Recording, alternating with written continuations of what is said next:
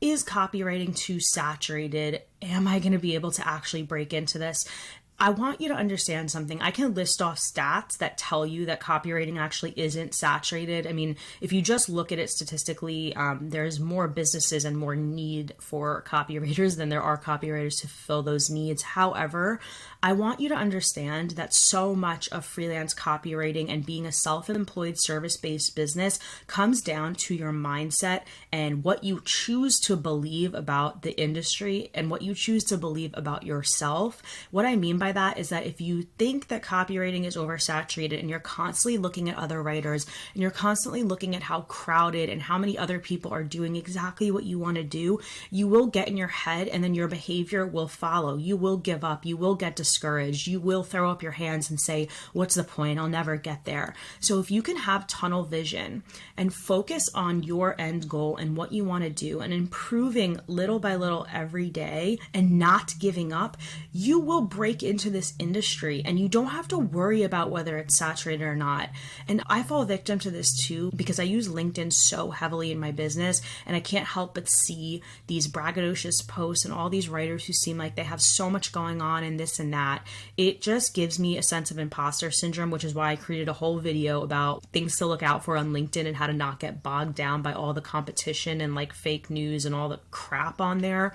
I think mindset is just so important. Copywriting is not saturated if you choose to never give up. If this is the path that you're choosing, who is going to tell you to not pursue it or that it can't be done?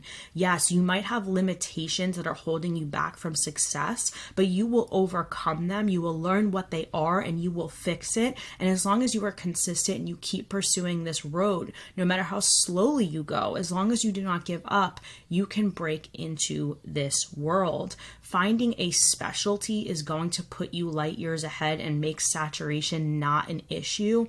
But you also have to understand that the freelance world has so many opportunities. There are freelance writers who are giving up every day. There are freelance writers who are quitting, going back to a full-time job, who drop a client. There are new companies being born every day. So you have to understand that this is such a vast world of opportunity. Where people go wrong is thinking that this is some get-rich-quick scheme, whereas really it's the same as any other profession. You have to pay your dues, put in the time, sometimes work for a little less money. My first year of copywriting full-time freelance, I made about $50,000. So I took a 50% pay cut in order to do this. But for me, it was so worth it to not have a boss to report to and to be calling my own shots and to feel like I was really in control of my schedule, my workload, who I wanted to speak to. So despite all the messiness and difficulties that come with freelancing, it was so worth it for me. And I'm so glad I stuck with it because it only took me, I'm going to say,